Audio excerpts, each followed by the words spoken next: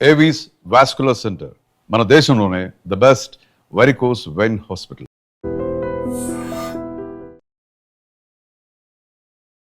Welcome to news and Nijalu. This is Lumbini.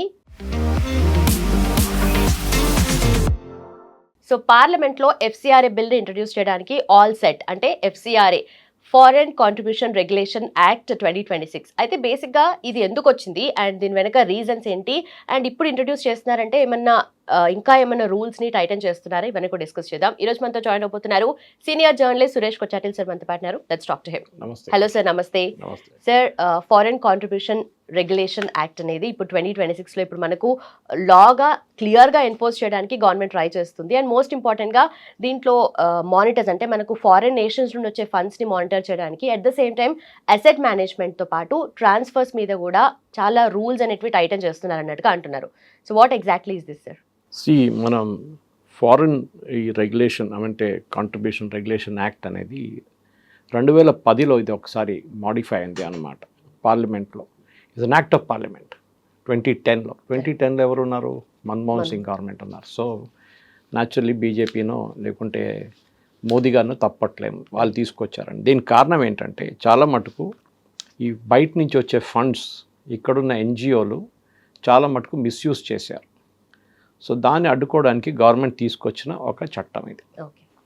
2010లో ఇది తీసుకొచ్చారు. 2010 తర్వాత మనం చూస్తున్నామంటే దీన్ని తర్వాత ఎందుకంటే ప్రిడిసెసర్ లా దీనికన్నా ముందు 1976లో ఒకటి ఉండే, దాన్ని మాడిఫై చేసి ఇంప్రూవ్ చేశారనమాట. ఇందిరాగాంధీ పీరియడ్, ఆ టైంలో Indira Gandhi period. You are right.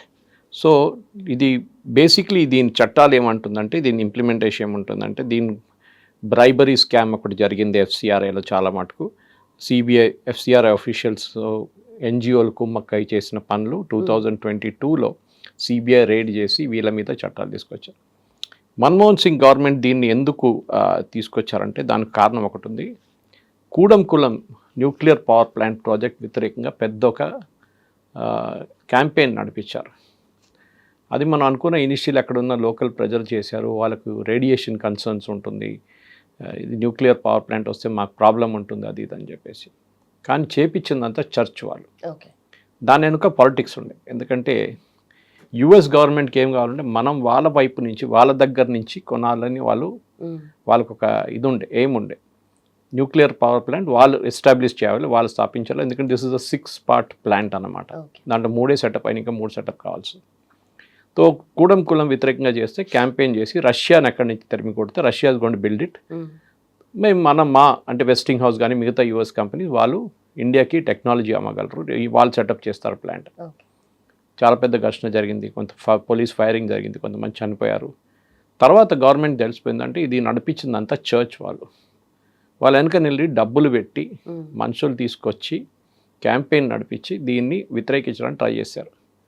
So Manmohan Singh గవర్నమెంట్కి అప్పుడు తెలిసిపోయింది క్యాంపెయిన్ ఇది ఇట్లా అని చెప్పి వాళ్ళు మార్పులు కూడా తీసుకొచ్చారు దానికన్నా ముందు 2010లోనే.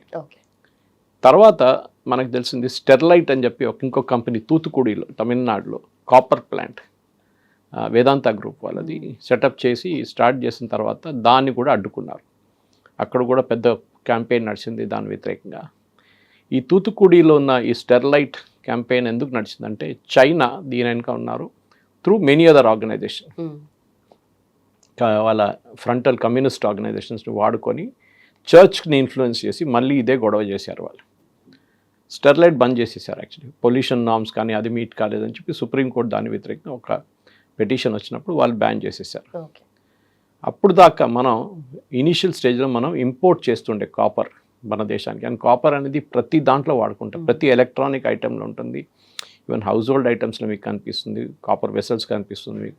అది కాకుండా మీకు నార్మల్ ఇండస్ట్రీలో కూడా మోటార్ వెహికల్స్లో అన్ని ప్లేసెస్లో కాపర్ కనిపిస్తుంది మీకు. సో మనం ఇంపోర్ట్ చేస్తుండే బయట నుంచి.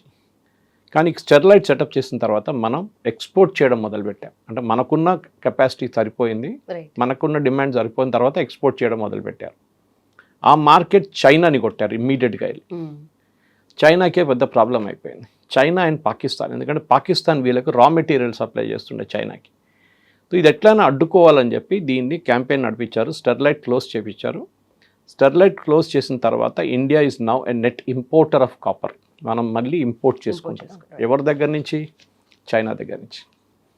సో ఇది మన దేశంలో నడుస్తున్న క్యాంపెయిన్, ఈ ఎన్జిఓల పని ఇది. ఒక 80% మంది ఇదే పని చేస్తారు, ఒక 20% జెన్యున్ పని చేస్తారు. మన దేశంలో 25,000 ఎన్జిఓల లైసెన్సెస్ క్యాన్సిల్ చేశారు మోదీ గవర్నమెంట్ వచ్చిన తర్వాత. ఆల్మోస్ట్ ఒక 16,000 మంది వాళ్ళ 15,000 సంథింగ్ వాళ్ళ రిజిస్ట్రేషన్ ల్యాప్స్ అయిపోయిందని ఇంటిమేట్ చేశారు గవర్నమెంట్. అంటే మీరు 5 సంవత్సరాల్లో ఏ ఎన్జిఓ అయినా కానీ, ఏ సొసైటీ అయినా కానీ, ఏ అసోసియేషన్ కానీ మీరు ఎఫ్సిఆర్ఐ తీసుకుంటే మీరు రిజిస్టర్ చేయాల్సి వస్తుంది. ఏదో ఒకసారి తీసుకుంటే అయిపోతుందని కాదు. సో దాంట్లో 15,000 మంది పోయారు. సో టోటల్ మన దగ్గర ఉన్న 50,000లో ఇప్పుడు ఉన్నది 15,000, 14,000 సంథింగ్ ఎన్జిఓలు ఉన్నారు. దాంట్లో మ్యాక్సిమం సౌత్ ఇండియాలో ఉన్నది ఎక్కువ, కొంచెం నార్త్ ఈస్ట్లో ఎక్కువ ఉన్నారు. మళ్ళీ ఇది ఒక ఎఫ్సిఆర్ఏ రిజిస్ట్రేషన్ చేయాలంటే దానికి కావాల్సిన చాలా చట్టాలు ఉన్నాయి. One of the main thing is centralized bank account ఉండాలి. మీరేదో పల్లెటూరులో వెళ్ళి ఒక బ్యాంక్ అకౌంట్ ఓపెన్ చేసి అక్కడి నుంచి ఆపరేట్ చేసి సెంట్రల్ గవర్నమెంట్ దాన్ని మానిటర్ చేయలేరు. సో వీళ్ళు ఏం చేస్తారు, ఇప్పుడు సెంట్రల్ గవర్నమెంట్ ఏం చేస్తారు, చట్టం తీసుకొచ్చినప్పుడు ఇచ్చి ఉంది. State bank of India parliament branch అని చెప్పి ఒక బ్రాంచ్ ఉంది ఢిల్లీలో. ఈ బ్రాంచ్లోనే వీళ్ళు అకౌంట్ ఓపెన్ చేయాలి. మీరు ఇప్పుడు ఉన్న దాని ప్రకారం మీరు ఎక్కడి నుంచైనా ఆపరేట్ చేసుకోవచ్చు దాని తర్వాత, కానీ అకౌంట్ అక్కడి నుంచి ఉంటుంది. సో సెంట్రల్ గవర్నమెంట్ ఉన్న ఏజెన్సీస్ అక్కడి నుంచి మానిటర్ చేస్తారు. అది ఈడీ ఉండొచ్చు, అది సిబిఐ ఉండొచ్చు, లేకుంటే ఈవెన్ ఇన్కమ్ ట్యాక్స్ డిపార్ట్మెంట్ ఉండొచ్చు. వాళ్ళు కాన్స్టెంట్గా మానిటర్ చేస్తుంటారు ఎంత డబ్బులు వస్తున్నాయి, ఎంత డబ్బులు పోతున్నాయి. సో ఇది ఎఫ్సిఆర్ఐది జరిగిందన్నమాట. ఇప్పుడు ఎఫ్సిఆర్ఐలో కొంచెం అమెండ్మెంట్స్ తీసుకొస్తున్నారు గవర్నమెంట్. అది మనం అర్థం చేసుకోవాలి, ఎందుకు ఈ అమెండ్మెంట్స్ తీసుకొస్తున్నారు, దాని రీజనింగ్ ఏంటి. ఈ ఎఫ్సిఆర్ఐని చాలా మటుకు మిస్యూజ్ చేసుకుంటున్నారు. అంటే మీరు తీసుకొచ్చిన దాని కాదు డబ్బులు వాడుకుంటున్నది. మీరు ఫర్ ఎగ్జాంపుల్ మీరు ఎడ్యుకేషనల్ పర్పస్ అని చెప్పి బయట నుంచి ఒక 50 కోట్లు తెచ్చుకుంటారు ఫారిన్ కరెన్సీలో, కానీ ఆ 50లో మీరు 10 కోట్లు కూడా వాడరు. మిగతా 40 కోట్లు ఎక్కడ పోయింది ఎవరికి తెలియదు. అన్ని ఫేక్ అకౌంట్లు తయారు చేసి, అన్ని ఫేక్ బిల్స్ తయారు చేసి, మేము ఆ బిల్డింగ్ కట్టాము, ఈ బిల్డింగ్ కట్టాము, అక్కడ స్కూల్ కట్టాము, ఇక్కడ స్కూల్ కట్టామని చెప్పి, ఒకటి ఆంధ్రప్రదేశ్లో స్కూల్, ఒక తమిళనాడులో స్కూల్, ఒకటి నాగాలాండ్లో స్కూల్, ఒకటి ఛత్తీస్గఢ్లో స్కూల్ అని చెప్పి అట్లా చేస్తారనమాట. ఇప్పుడు గవర్నమెంట్ అంటున్నారు సారీ, ఈ అమెండ్మెంట్లో you have to be reason specific, geographically. అంటే మీరు ఆంధ్రప్రదేశ్లో మీ ఎన్జిఓ ఉంది, మీరు ఇక్కడే ఆపరేట్ చేస్తున్నారా, ఆ స్పెసిఫిక్ ఇవ్వాలి. Okay, then you register like that. ఏదో 10 చోట్లలో మీరు మొదలు పెడితే కన్ఫ్యూజన్ అయిపోతుంది, ట్రాక్ చేయడానికి చాలా కష్టం అయిపోతుంది, మిస్యూజ్ ఉంటుంది. రెండవది మీరు ఏం చేస్తున్నారో దానికి 5 హెడ్స్ ఆఫ్ అకౌంట్లో తీసుకొచ్చారు. రిలీజియస్, కల్చరల్, మీరు హెల్త్ కేర్ ఉంటుంది, ఇట్లాంటి 5 హెడ్స్ ఆఫ్ అకౌంట్లో తీసుకొచ్చారు గవర్నమెంట్. ఇప్పుడు ఈ చట్టంలో కొత్త దాంట్లో amendment, this is FCRA amendment. FCRA చట్టం ఉంది, దాన్ని అమెండ్ చేస్తున్నారు అన్నమాట. సో దాని ప్రకారం మీరు స్పెసిఫిక్లీ ఈ 5 కండిషన్స్కే తీసుకురావాల్సి వస్తుందన్నమాట. ఈ యూపీఏ హయాంలో ఈ చట్టాలన్నీ తీసుకొచ్చిన 2010లో చాలా అంబిగ్వస్ ఉండేవి, క్లారిటీ లేకుండే. మీరు దేనికి తీసుకొస్తున్నారు, దేనికి వాడుతున్నారు, క్లారిటీ లేదన్నమాట. సో ఇది ఒక పెద్ద మిస్యూస్ ఆ టైంలో జరిగింది, మీకు తెలిసి ఉంటుంది కూడా. ఇప్పుడు అమిత్ షా గారు మొన్న ఒక మీటింగ్ పెట్టారు జూన్లో, ఈ క్రిస్టియన్ రిలీజియస్ ఇన్స్టిట్యూషన్ హెడ్స్తో అందరిని పిలిపించి ఢిల్లీలో మాట్లాడారు. మీకేదో డౌట్స్ ఉందన్నారు ఎఫ్సిఆర్, నేను క్లారిఫై చేస్తాను అంటే వాళ్ళు క్వశ్చన్స్ అడిగారు దీని గురించి, సీజర్ ఆఫ్ అసెట్స్ గురించి, అది నేను ఎక్స్ప్లెయిన్ చేస్తాను మీకు. ఇదన్నీ అడిగిన తర్వాత అమిత్ షా గారు చెప్పారు, దేశంలో వస్తున్న మొత్తం అమౌంట్ది 30% ఈ క్రిస్టియన్ ఇన్స్టిట్యూషన్స్కి వెళ్తుంది. అది మేము చాలా మటుకు ట్రాక్ చేస్తున్నాం. దాంట్లో ఒక టోటల్ అమౌంట్లో ఒక 25-30% మిస్యూజ్ అవుతుంది కన్వర్జన్కి. అది మేము అడ్డుకుంటాం ఈ కొత్త చట్టంలో. కానీ మిగతా దాంట్లో మాకు ప్రాబ్లం లేదు, ఉన్నాయి అక్కడెక్కడ అవకతవకలు ఉన్నాయి, కానీ we'll manage that, we will have to track it. Audit ఉంటుంది, ఇన్కమ్ ట్యాక్స్ స్టేట్మెంట్ ఉంటుంది, రిటర్న్స్ ఫైల్ చేయాల్సి వస్తుంది. కానీ మిగతా 70% మాకు ప్రాబ్లం. సో దాని తర్వాత డీటెయిల్ డిస్కషన్ తర్వాత వీళ్ళందరూ వెళ్ళారు, బిషప్స్ కానీ ఫాదర్లు కానీ వీళ్ళు కార్డినల్స్ అందరూ వెళ్ళిపోయి దే వర్ వెరీ హ్యాపీ. వాళ్ళకన్నా మాకు ప్రాబ్లం లేదు బిల్తో. కానీ కాంగ్రెస్ పార్టీకి ఉంది, ఎందుకంటే రిమైనింగ్ 70% ఎక్కడికి వెళ్తుంది, ఇది మనం అడగాల్సింది. ఎవరికి 70% డబ్బులు వస్తుంది. సో గవర్నమెంట్కి తెలుసు ఎవరి దగ్గరికి, ఎందుకంటే సెంట్రలైజ్ స్టేట్ బ్యాంక్లో ఉంది డీటెయిల్స్ అన్నీ. ఇప్పుడు జరుగుతున్న ఈ అమెండ్మెంట్ యాక్ట్లో చాలా క్లియర్గా కొన్ని ఫ్యాక్టర్స్ గవర్నమెంట్ తీసుకొస్తున్నారు, అంటే వాటర్ టైట్ చేసేస్తున్నారు అన్నమాట. మీకు తెలిసి ఉంటుంది ఒక టైంలో కాంగ్రెస్ పార్టీకి అప్పుడున్న terrorist sympathizer and later declared terrorist Zakir Naik 50 లక్షల రూపాయలు ఇచ్చాడు కాంగ్రెస్ పార్టీకి. తర్వాత ఈయన టెర్రరిస్ట్ అని తెలిసిన తర్వాత, టెర్రరిస్ట్ ప్రీచర్ అని తెలిసిన తర్వాత వాళ్ళు వాపస్ రిటర్న్ ఇచ్చారు కాంగ్రెస్ వాళ్ళు. ఆయన లేడు ఇక్కడ, ఆయన మలేషియాలో ఉన్నాడు ఇప్పుడు దాకా. సో మనం చూస్తున్నట్టు ఇప్పుడున్న దీని ప్రకారం ఈ మార్పులు తీసుకొస్తుంది లైసెన్సెస్ క్యాన్సిల్ చేయడంలో, రిజిస్ట్రేషన్లో, అది కాకుండా క్లోజర్ అయితే ఏం జరుగుతుందని చెప్పేసి చాలా మటుకు మార్పులు తీసుకొస్తున్నారు. సో వీల్ గో 1 by 1 అనమాట. ఒకటి, మీకు అప్రూవల్స్ తీసుకోవాల్సి వస్తుంది అనమాట. మీరు దేనికి అప్రూవల్ తీసుకుంటున్నారు? Religious, cultural, educational, health care, అట్లాంటి రిలేటెడ్ వన్స్ ఉంటుంది, దానికే మీరు అప్రూవల్ తీసుకోవాలి. ఓకే, జాగ్రఫికల్ నేను ఎక్స్ప్లెయిన్ చేశాను. ఏ జాగ్రఫీలో మీరు ఆపరేట్ చేయబోతున్నారు అదే జాగ్రఫీలో ఆపరేట్ చేయాలి. స్ట్రిక్ట్ రిలీజియస్, ఇప్పుడు మీరు స్కూల్స్లో ఏం జరుగుతుందంటే, మనం వి అప్రిషియేట్ క్యాథలిక్ ఇన్స్టిట్యూషన్స్ అంటే కాన్వెంట్స్ చాలా మంచిది, వాళ్ళు చేసిన సేవలు ఎప్పటి నుంచో బాగానే ఉంటుంది. కానీ అక్కడ ఒక రిలీజియస్ బెంట్ ఆఫ్ మైండ్ ఉంటుంది, ఒక చర్చ్ ఉంటుంది దాని లోపల. హిందూ పిల్లల్ని కూడా తీసుకెళ్తారు, ముస్లిం పిల్లలు ఉంటే వాళ్ళని కూడా తీసుకెళ్తారు చర్చ్ లోపల. They don't give an option, మీరు క్లాస్లో కూర్చోండి, మీరు క్రిస్టియన్ పిల్లల్ని తీసుకెళ్తాం. అది కాకుండా అక్కడ కొంతమంది ఏం చెప్తారు, ఆర్ఫనేజెన్స్లో పిల్లలు ఉంటారు, అమ్మ నాన్న లేని వాళ్ళని కన్వర్ట్ చేస్తున్నారు. ఇదంతా అబ్జర్వ్ చేస్తున్నారు గవర్నమెంట్ అన్నమాట. దీంట్లో అన్నిటికంటే పెద్ద దెబ్బ వీళ్ళకి ఎక్కడ దాకిందంటే, మొన్ననే ఒక సుప్రీంకోర్టు జడ్జ్మెంట్ వచ్చింది, which was a part of the Madras high court judgement, that ఒకసారి మీరు కన్వర్ట్ అయితే మీకు ఎస్సీ స్టేటస్ ఉండదు, షెడ్యూల్ కాస్ట్, ట్రైబ్ మీరు ఉంచుకోవచ్చు. But if you convert from Hinduism to Islam or Christianity or any other religion, మీది SC status పోతుంది. దానికి కారణాలు ఉన్నాయి. ఎందుకంటే హిందూ రిలీజన్లోనే డిస్క్రిమినేషన్ ఉందని చెప్పి ఎస్సీ ఎస్టీ స్టేటస్ తీసుకొచ్చారు, schedule tribe and schedule caste. దాని తర్వాత ఓబీసీలు కూడా ఇంక్లూడ్ చేశారు. కానీ క్రిస్టియానిటీలో అది లేదంటున్నారు, దానికోసం కదా క్రిస్టియానిటీకి వెళ్ళింది వీళ్ళు. కానీ అక్కడ కూడా ఉండదంటే మళ్ళీ మీరు క్రిస్టియానిటీకి ఎందుకు వెళ్ళారు, ఆర్ ఇస్లాంకి వెళ్ళారు? అక్కడ డిస్క్రిమినేషన్ ఉందంటే మళ్ళీ క్యాస్ట్ లేదు ఇస్లాంలో. కోర్స్ వాళ్ళకి షియా సున్నీ అట్లాంటివి ఉన్నాయి కొన్ని. ఈవెన్ నార్త్ ఇండియాకి వెళ్తే, మీరు కాశ్మీర్కి వెళ్తే బకర్వాల్ చెప్పే కమ్యూనిటీ ఉంటారు Jammu Kashmir, they are ST schedule tribe. వాళ్ళు ఈ మేకల్ని చేస్తారు వాళ్ళు అనమాట, they take care of herding of the sheeps. అట్లాంటి నార్త్ ఈస్ట్లో చాలా కమ్యూనిటీస్ ఉన్నారు, they are also schedule caste, schedule tribes, కానీ they are actually north tribals అన్నమాట. వాళ్ళు కన్వర్ట్ చేసుకున్నారు చాలా మటు. ఈవెన్ ఛత్తీస్గఢ్లో big conversion is going on. దీన్ని అరికట్టడానికి గవర్నమెంట్ ఇప్పుడు కొన్ని చర్యలు తీసుకుంటున్నారు అన్నమాట. లాస్ట్ ఇయర్ మనం చూస్తే మొత్తం డొనేషన్స్ వచ్చిన దాంట్లో ఫైనాన్షియల్ ఇయర్ 25-26లో కర్ణాటక, అస్సాం, వెస్ట్ బెంగాల్, ఛత్తీస్గఢ్, ఈ 4 ఈ స్టేట్స్కే మ్యాక్సిమం అమౌంట్ వెళ్ళింది. అది ఎందుకు వెళ్ళింది మీరు గెస్ట్ చేసుకోవచ్చు. ఛత్తీస్గఢ్లో లెఫ్ట్ వింగ్ ఎక్స్ట్రీమిజం నడుస్తుండే అప్పుడు, Naxalites. Government dead line ఇచ్చిండే, April 30కి మేము ఫినిష్ చేసేస్తాం. సడన్గా అమౌంట్ అక్కడ వెళ్ళడం మొదలుపెట్టింది, ట్రైబల్స్ని కన్వర్ట్ చేయడం మొదలుపెట్టారు. చాలా ఇన్స్టిట్యూషన్స్ అక్కడ వచ్చేసింది, చర్చిలు రావడం మొదలుపెట్టి. మన దగ్గర కూడా తెలంగాణ, ఆంధ్ర వైపు వెళ్తే మొత్తం చర్చిలు కనిపిస్తాయి మీకు. దానికి వస్తున్న డబ్బులు ఎక్కడి నుంచి వస్తున్నాయి, ఎవరు పంపిస్తున్నారు? ఒక చిన్న ఇండస్ట్రీగా మారిపోయింది. ఒక పాస్టర్గా ఉంటే మీకు టార్గెట్ ఇస్తారు, వాళ్ళు ఇంతమందిని కన్వర్ట్ చేయాలి, మీరు నెలకి ఇంతమందిని కన్వర్ట్ చేస్తే మీకు ఇంత జీతం టార్గెట్ ఉంటుంది, ఒక మనిషిని కన్వర్ట్ చేస్తే ఇంత అని చెప్పేసి. ఫ్రీడమ్ ఆఫ్ రిలీజియన్ అని ప్రాక్టీస్ చేయడానికి కాన్స్టిట్యూషనల్ రైట్ ఇచ్చారు, కానీ కన్వర్షన్కి రైట్ ఇవ్వలేదు. మీరు మీకు ఎంత ప్రేమ ఉంటే రిలీజన్తో, మీరు ఎవరు చెప్పకుండానే మీరు కన్వర్ట్ చేసుకోవచ్చు. కానీ మీరు వెళ్ళి పదే ఆయన్ని పర్సువేడ్ చేసి లాస్ట్లో కన్వర్ట్ చేసి వాళ్ళకి డబ్బులు కానీ మిగతా ఇచ్చేసి ఎంటైజ్ చేసి తీసుకొస్తుంది, దాన్ని గవర్నమెంట్ ఆపుతుంది. నో ప్రొటలైజేషన్ అనమాట, అబ్సల్యూట్లీ నథింగ్.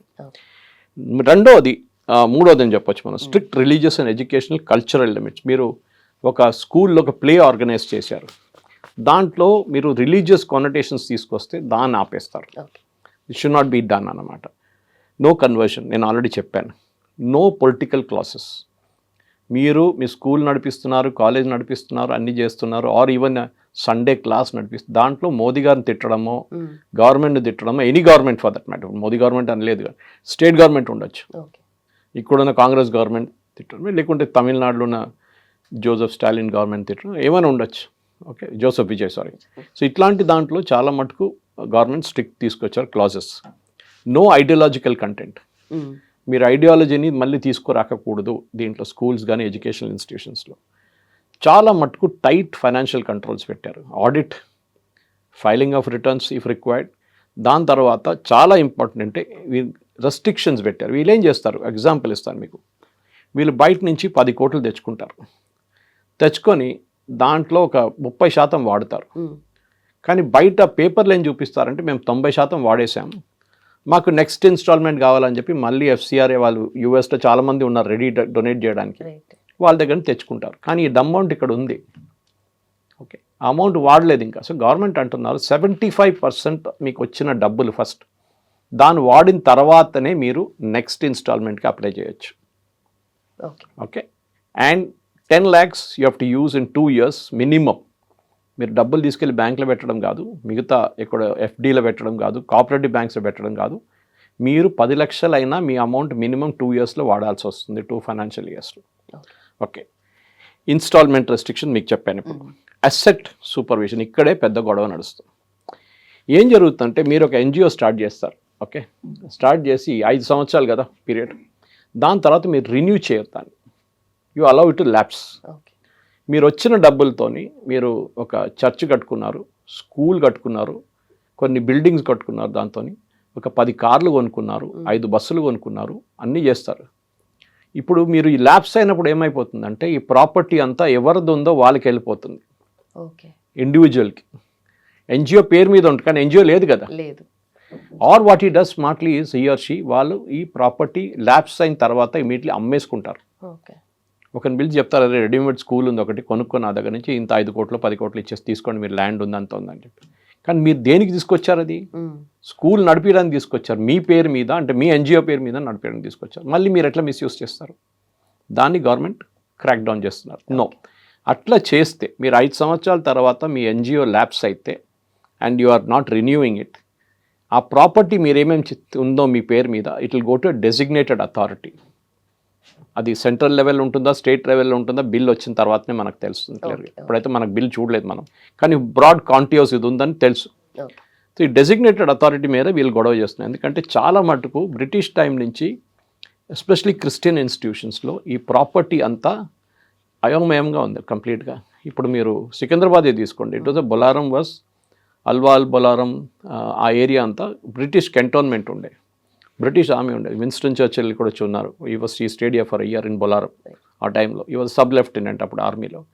అట్లాంటి చాలా మటుకు అక్కడ చర్చెస్ ఉండే వాళ్ళది. ఆ చర్చెస్కి ప్రాపర్టీ ఉంది. ఇన్ఫ్యాక్ట్ భారతదేశంలో అందరికన్నా ఎక్కువ ల్యాండ్ హోల్డింగ్స్ ఇండియన్ రైల్వేస్ తర్వాత ఉన్నది చర్చ్కి. అంటే ఆ బ్రిటిష్ టైంలో వాళ్ళు ఇచ్చేశారు, ఎంత ల్యాండ్ కావాలంటే ల్యాండ్ ఇచ్చేశారు.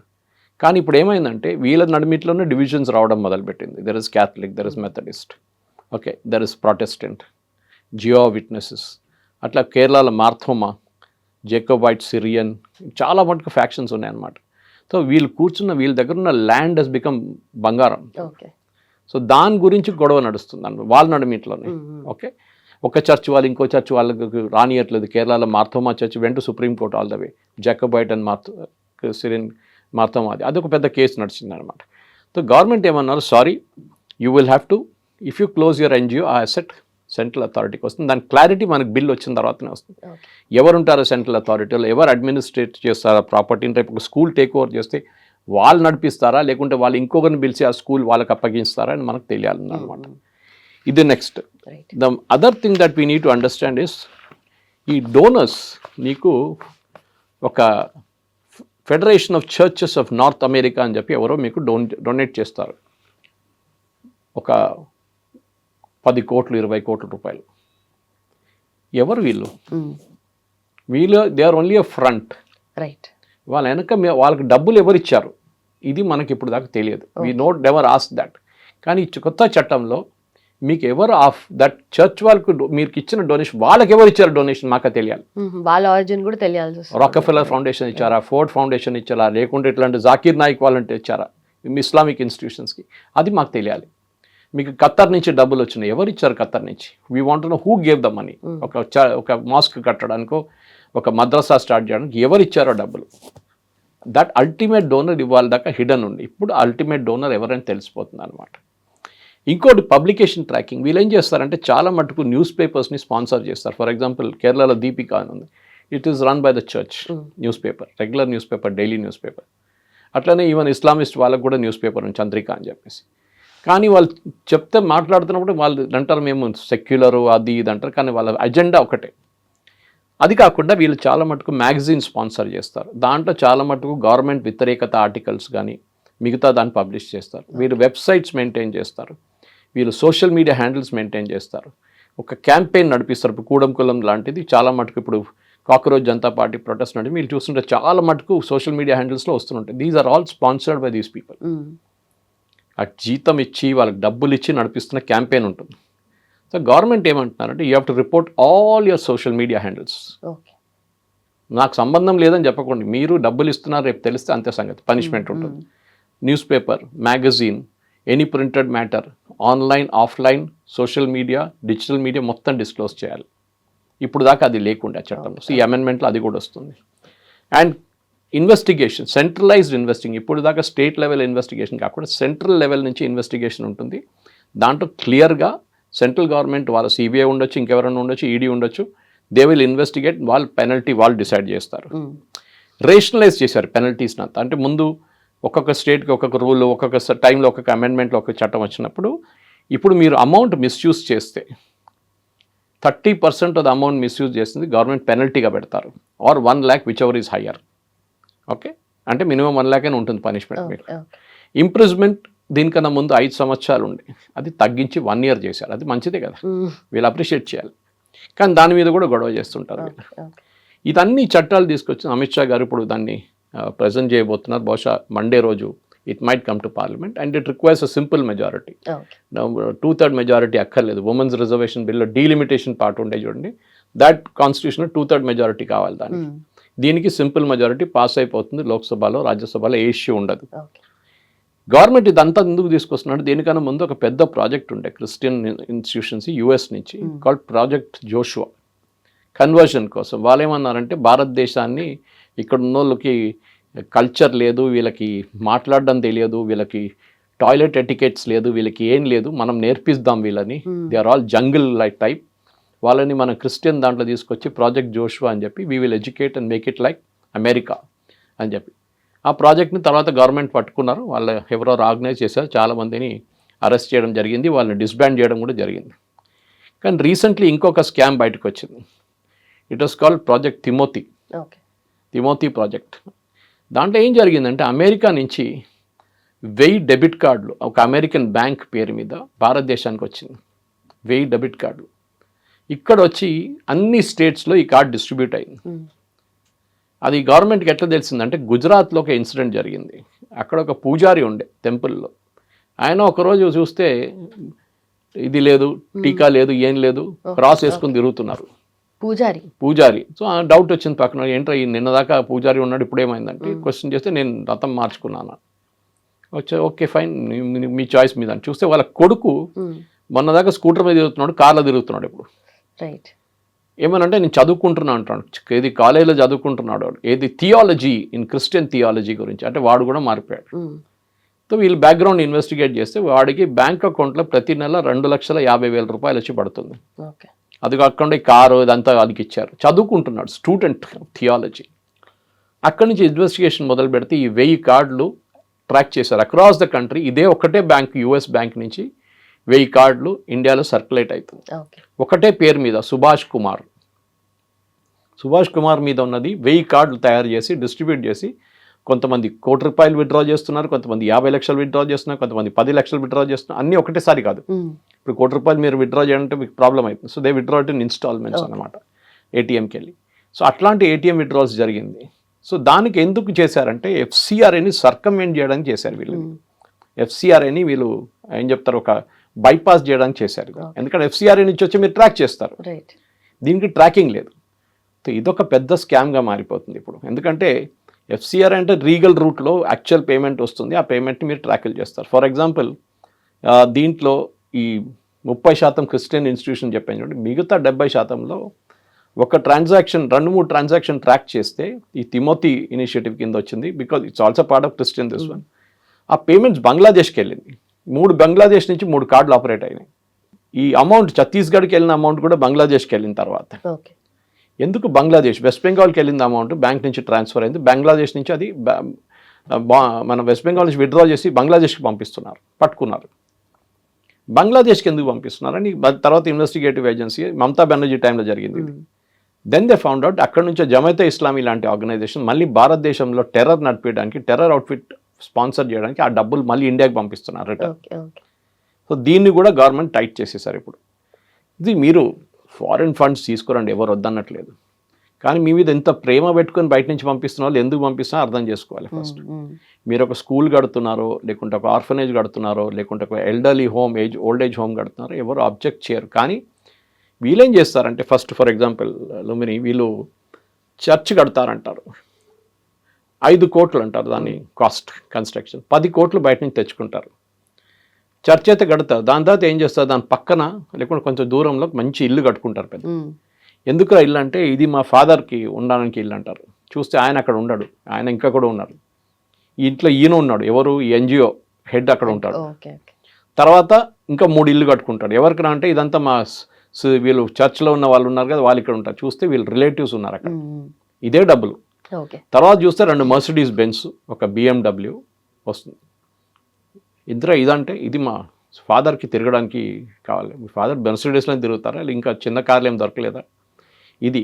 సో ఇట్లాంటి అమౌంట్ మిస్యూజ్ చేసుకుంటూ పోతారు. యాక్చువల్ చర్చ్ 30% ఖర్చు పెట్టారు, మిగతా 70% వెంట into these kind of things. వీటికి టాక్సేషన్ ఉండదు, ట్యాక్స్ ఎట్లయినా ఉండదు. There is no taxation anyway for that, they have to file a return అంతే. కానీ ఇది ఒకటి ఉంది. సో మిస్యూజ్ జరుగుతుంది. So government is now saying మీరు దేనికి తీసుకొచ్చారో దానికే వాడాలి. You cannot change the nomenclature. So దీనికోసమే ఇంత పెద్ద గొడవ కాంగ్రెస్ పార్టీ చేస్తున్నారు. ఎందుకంటే వీళ్ళకి కేరళ నుంచి ఇనిషియలీ చాలా ప్రెషర్ ఉండే, దానికోసం లాస్ట్ టైం పార్లమెంట్లో ఇంట్రొడ్యూస్ చేసి గవర్నమెంట్ విత్డ్రా చేశారు, దీన్ని అబేయన్స్లో పెట్టారు. ఇప్పుడు కాదు తర్వాత చూసుకుందామని చెప్పేసి అది ఇప్పుడు మళ్ళీ తీసుకొస్తున్నారు. ఎందుకంటే అక్కడ కేరళలో దీని గురించి పెద్ద క్యాంపెయిన్ ఉంది దీని వ్యతిరేకంగా. ఫర్ ఎగ్జాంపుల్ మీరు మణిపూర్లో జరిగిన కుకీ అండ్ మీటీస్ నడుమ ఇట్లా గొడవ. Meiteis are Hindus, Kukis are Christians from Myanmar, వాళ్ళు ఇండియన్స్ కాదు.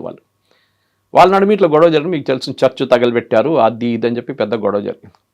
అక్కడ ప్రాబ్లం ఏంటంటే డ్రగ్ మనీ, అది గోల్డెన్ ట్రయాంగిల్లో వస్తుంది. థాయిలాండ్, మయన్మార్, ఇండియా గోల్డెన్ ట్రయాంగిల్లో డ్రగ్స్ చాలా తయారవుతుంది అన్న హిల్లీ ఏరియాస్లో beyond Imphal. The government of India అప్పుడున్న ముఖ్యమంత్రి బీరేన్ సింగ్ దీని వ్యతిరేకంగా పెద్ద క్యాంపెయిన్ నడిపించారు, మొత్తం తగలబెట్టారు పాపీ ఫీల్డ్స్ అంతా. దానికోసం ఆయన వ్యతిరేకంగా అంత పెద్ద క్యాంపెయిన్ జరిగింది, అక్కడ ఘర్షణలు జరిగింది. It is nothing to do with anything else. వీళ్ళేమంటారని హిందువులు తగలబెట్టారు మా poppy fields, which is illegal anyway. So దానికోసం దాని వ్యతిరేకంగా క్యాంపెయిన్ నడిపించారు. అక్కడ కూడా మనం చూసాం చాలామందిని, ఒక 2-3 అరెస్ట్ చేశారు బార్డర్లో. They were running a campaign from Myanmar in to India, Americans వాళ్ళిద్దరిని పట్టుకున్నారు. అక్కడ చూస్తే వాళ్ళు కూడా ఇదే డబ్బులు తీసుకొస్తున్నారు, దట్ టు ఇన్ క్యాష్. అప్పుడు మీరు అసలు ట్రాక్ చేయలేరు. మీరు బ్యాంకింగ్ అకౌంట్ నుంచి వచ్చిన డబ్బులు అంటే లీగల్గా ట్రాక్ చేయొచ్చు. ఇప్పుడు ప్రాజెక్ట్ తిమోతి లాగానే the same thing, Timothy project లాగా మిగతా కూడా ఇప్పుడు ఏం చేస్తున్నారు అంటే FCRA అవాయిడ్ చేయడానికి చాలా ఇన్ఫార్మల్ రూట్స్ తీసుకొస్తున్నారు. ఓకే, ఫర్ ఎగ్జాంపుల్ కారు కొంటారు, 10 కార్లు కొనేసి ఎవరో పేరు మీద ఉంటుంది కార్లు, తర్వాత 2 నెలల తర్వాత ట్రాన్స్ఫర్ చేస్తారు వాళ్ళు. ట్రాక్ ఎట్లా చేస్తారు, కారు యూజువలీ మనం కొనుక్కుంటున్నప్పుడు కొంచెం పెద్ద అమౌంట్ కారు ఉంటే వీళ్ళు IT డిపార్ట్మెంట్ ఇన్ఫార్మ్ చేస్తారు, ఎవరు మన కార్ షోరూమ్ వాళ్ళు. మనకు తెలియదు, అది వాళ్ళు చేస్తారు, వాళ్ళ పని అది. మీరు 50 లక్షలు, ₹1,00,00,000 కారు కొంటున్నాయి, మీరు 40 లక్షల కారు కొంటే వాళ్ళు ఇన్ఫార్మ్ చేస్తారు. ఎందుకంటే మీకు మీ ప్యాన్లో ఆ స్టేట్మెంట్ ఉంటుంది, మీకు శాలరీ ఎంత వస్తుంది, మీకు వచ్చేది 10 లక్షలు, మీకు కొన్న కార్ ఏమో 40 లక్షలు. హౌ ఇస్ ఇట్ పాసిబుల్ అని అడుగుతారు వాళ్ళు. This is what is happening. So government ఏం చేస్తున్నా అంటే ఇప్పుడు మనం మొత్తం చట్టం చూడలేదు ఇంకా. So we will know only once it's tabled in the Lok Sabha and then Rajya Sabha. కానీ ఇది బేసిక్లీ గవర్నమెంట్ దీన్ని ఏం చేస్తున్నా అంటే they are kind of making things strict. ఇప్పుడు దాకా చాలా లీనియంట్ ఉండే దాన్ని చాలా స్ట్రిక్ట్ చేస్తున్నారు. ఎక్కడ లూప్ హోల్స్ ఉంటే అది అవాయిడ్ చేయడానికి చేస్తున్నారు అన్నమాట. కానీ దాని వ్యతిరేకంగా ఒక క్యాంపెయిన్ నడిపించడము, దాని వ్యతిరేకంగా బీజేపీ మైనారిటీ అని చెప్తున్నప్పుడు అమిత్ షా గారు చెప్పారు 30% క్రిస్టియన్స్కి వస్తుంది, దాంట్లో ఒక 30% ఫ్రాడ్ ఉంది, మిగతా 70% ఎవరికి వెళ్తుంది. ఇప్పుడు వచ్చే ప్రతి పెనీ మీద మనకైతే మానిటరింగ్ ఉంటుంది గవర్నమెంట్ అని చెప్పేసి. దురంధర్ సినిమా చూసారు కదా, దాంట్లో ఫేక్ నోట్ కరెన్సీ ప్రింటింగ్ ఒకటి ఉండే స్కీమ్ ఒకటి. వాళ్ళ బ్రదర్ ఎవరు ఇవాళ కూడా ఒక అసాసినేషన్ జరిగింది. Okay, Baloch, one fellow was killed and shot today. వాళ్ళ అక్కడ లయారీలో నిన్న అసాసినేషన్ అటెంప్ట్ జరిగింది ఒకటి. ఈ ఫేక్ నోట్ కరెన్సీ కూడా ఇదే ఉండే, అది ఇంకో వే ఆఫ్ డూయింగ్ థింగ్స్ అన్నమాట. నేపాల్ నుంచి ఇంట్రడ్యూస్ చేస్తారు, శ్రీలంక నుంచి ఇంట్రడ్యూస్ చేస్తారు ఇండియన్ కరెన్సీ, పాకిస్తాన్ ప్రింట్ చేస్తారు, ఇప్పుడు బంగ్లాదేశ్ కూడా ఉంది. సో దీన్ని కూడా మనం అరికట్టాల్సి వస్తుంది, దీన్ని కూడా ట్రాక్ చేయాల్సి వస్తుంది అనమాట. ఎందుకంటే గవర్నమెంట్ చెక్ చేస్తున్నారని తెలిసిన వాళ్ళు బ్యాంకింగ్ రూట్ వాళ్ళు వాడుకోరు, నాన్ బ్యాంకింగ్ రూట్స్ వాడుకుంటారు. సో దీన్ని ఇంకొక దట్ ఈస్ అనదర్ గేమ్. అది మన ఇంటెలిజెన్స్ ఏజెన్సీస్ వాళ్ళు చేస్తున్నారు. వాళ్ళు ఎక్కువ బయట మాట్లాడరు దాని గురించి. కానీ ఎవ్రీ ప్లేస్ గవర్నమెంట్ కాశ్మీర్లో డిమానిటైజేషన్ జరిగిన తర్వాత ఇవాళ దాకా రాళ్ళు విసరడం జరగలేదు. లేకుంటే it was a regular affair they. Right. ఒక మిలిటరీ ఆపరేషన్ నడుస్తున్నప్పుడు కానీ ఇంకొక టెర్రరిస్ట్ ఆపరేషన్ వ్యతిరేకంగా నడుస్తున్నప్పుడు ఆర్ ఫ్రైడే ప్రేయర్స్ తర్వాత రాళ్ళు విసరడం కామన్ ఉండే. కానీ 500 రూపాయల నోట్ ఏదో రోజు బ్యాన్ చేశారు, ఆ రోజు నుంచి పాకిస్తాన్ నుంచి రావడం బంద్ అయిపోయింది, రాళ్ళు విసరడం కూడా క్లోజ్ అయిపోయింది. Okay. So this is what the government is doing.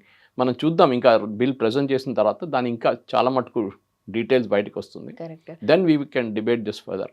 But ఇది ఎక్కడా కూడా పొలిటికలీ బయాస్ అవ్వదా సార్ ఫ్యూచర్లో? పొలిటికలీ బయాస్ మీరు ఎందుకు భయపడుతుంది? మీ దగ్గర కోర్ట్స్ ఉంది కదా, మీరు కోర్టుకి వెళ్ళొచ్చు. You can challenge this in court. మీ వ్యతిరేకంగా కావాలని చెప్పి ఫేక్ కేసు పెట్టారు మా మీద అని చెప్పి కోర్టుకి వెళ్ళండి. వెళ్ళరు, ఎందుకంటే మళ్ళీ అది ఇంకా పెద్ద ఎక్స్పోజ్ అయిపోతుంది అక్కడ. గవర్నమెంట్ వాళ్ళ వైపు నుంచి ఎవిడెన్స్ తీసుకొస్తారు, అప్పుడు మీ you will get caught. So దానికోసం వీళ్ళు క్యాంపెయిన్ నడిపిస్తారు, కోర్టుకి వెళ్ళరు. అదే మాట. Right sir, thank you.